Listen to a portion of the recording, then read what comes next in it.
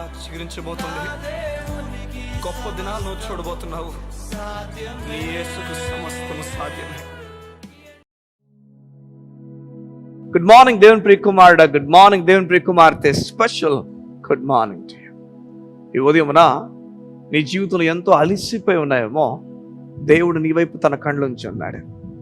సంగమా జాగ్రత్త వినండి. హాగరు ఎంత అలిసిపోయిందో. నిజమే, హాగరు చేసింది తప్పే. సారాయిని ఎప్పుడైతే సారాయి గొడ్రాలతో అనుభవిస్తున్న సమయంలో హాగరు చెప్తుందమ్మా, నువ్వు నా స్థానంలో అబ్రాము, నా భర్త అయిన అబ్రాము దగ్గరికి వెళ్ళు, నీవు ఉండు అబ్రాముతో, నీ ద్వారా పుట్టిన బిడ్డలు ఎవరైతే ఉన్నారో ఆ బిడ్డలను నా బిడ్డలుగా నేను భావిస్తాను, ఓకేనా నీకు అని చెప్తే హాగరు ఓకే అని చెప్పి లోపలికి వెళ్తుంది. ఆ తర్వాత ఎప్పుడైతే హాగరు గర్భం ధరిస్తుందో వెంటనే లోపం ఇద్దరు ఎవరికి ఉందో అర్థమైపోతుంది. ఇక అబ్రాము కాదు లోపం, సారాయికి లోపం ఉందని చెప్పి సారా ఇంకా చిన్న చూపు చూస్తుంది. సారాయిని, యజమానురాల్ని. చేసిన తప్పే, తప్పుడు ఆలోచనే, తప్పుడు అభిప్రాయమే. ఎలా మాట్లాడిందో తెలియదు కానీ సారంగా మాత్రం సారాయి ట్రీట్ చేసింది. చెప్పింది, నువ్వు అర్జెంటుగా ఇక్కడి నుంచి కదలకపోతే, మరి కొట్టిందో తిట్టిందో మరి ఏం చేసిందో తెలియదు కానీ బాధ పెట్టింది.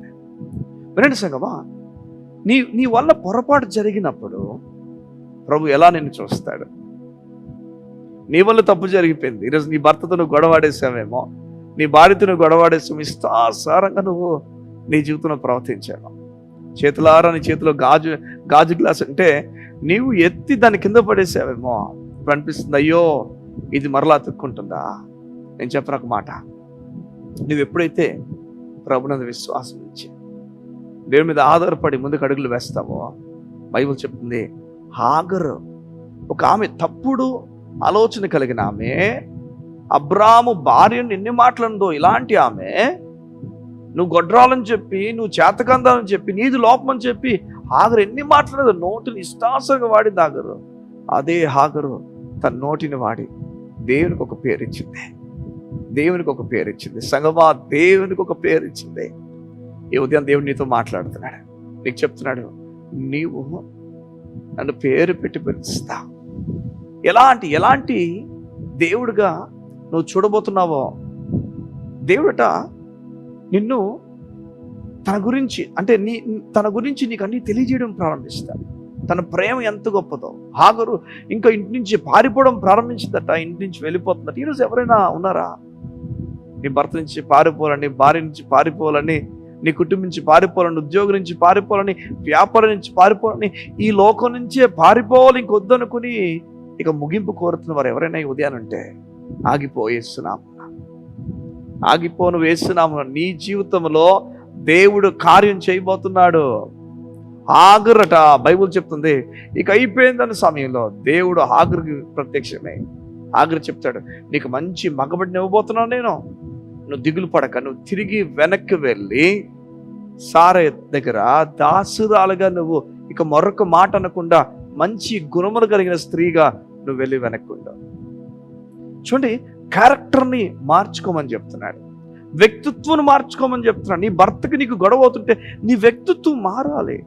నిజమే. చూడండి, ఇరువైపు కుటుంబాలు ఎలా ఉంటుందంటే కొన్నిసార్లు వాళ్ళు ఎలాగైనా మనం ఏంటో చూపిద్దాం పద, నిజం చూపిస్తే ఏమవుతుంది చెప్పండి? ఎవరు నాశనం అయిపోతారు? వారు బాగానే మాట్లాడిస్తారు, వారు కోపతోపలు అనేసారు, బాగానే ఉంది, చివరికి ఎవరు చెప్పినా మీ ఇద్దరే నష్టపోతారు.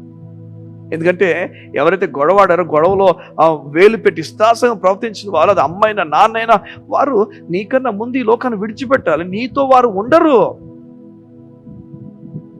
ఇది గుర్తుపెట్టుకోవాలి. ఆఖరికి అనాథలుగా మిగిలిపోయేది నువ్వు మాత్రమే. ఒక సమయం వస్తే, ఒక రోజు వస్తుంది, అయ్యో ఎందుకు నేను నా భర్తతో లేను, ఎందుకు నా భార్యతో లేని మాటని నువ్వు మాట్లాడతావు తప్ప మరొక మాట మాట్లాడవు. లేదు, దేవుడు నిశ్చయించిన విషయాలు గొప్పవే. ఆయన ఊరకనే పెండ్లిలో దింపుతాడు అనుకున్నావా? ఊరకనే ఒక విషయం చేస్తాడు అనుకున్నావా? ఊరకనే నీకు బిడ్డలు ఇస్తాడు అనుకున్నావా? ఊరకనే జరుగుతుంది అనుకున్నావా? లేదు, అలా కానే కాదు. నీవు క్యారెక్టర్ మార్చుకోవాలి, నువ్వు నిజంగా మార్చుకోవాలి. సిద్ధంగా ఉన్నావా మార్చుకోవడానికి? నువ్వు మార్చుకోవడానికి ఇష్టపడితే యెహోవా చూచుచున్నాడన్న పేరు నిజమవుతుంది నీ జీవితంలో. నువ్వు తిరిగి వస్తావు, సారాయి కింద నువ్వు మౌనంగా ఉంటూ దేవుడిని హెచ్చించబోతున్నాడు. Wow, such beautiful god. ఈరోజు దేవుడు నిన్ను కోరుతున్నాడు, నీ క్యారెక్టర్ మారాలని, నీ గుణాలు మారాలి, నీ వ్యక్తిత్వం మారాలి. ఈరోజు మారితే నువ్వు నూతన కార్యాలు చూడబోతున్నావు. సంగం ఈ ఉదయం దేవుడు నిన్ను కోరుతున్నాడు. నీ వల్లే పొరపాటు జరిగిందేమో, నీ వల్లే తప్పు జరిగిపోయిందేమో, కానీ నీ వల్ల తప్పు జరిగిపోయినప్పటికీ దేవుడు నీకు ఆశ్చర్యమైన కార్యము నీ ముందు వచ్చాడు. కళ్ళు మూసుకుంటావా? ఆశ్చర్యమైన కార్యంలోకి దేవుడిని తీసుకెళ్ళని ప్రార్థన చేస్తాను. మా ప్రియ పరలోకపు తండ్రి, నీకు వందనాలు.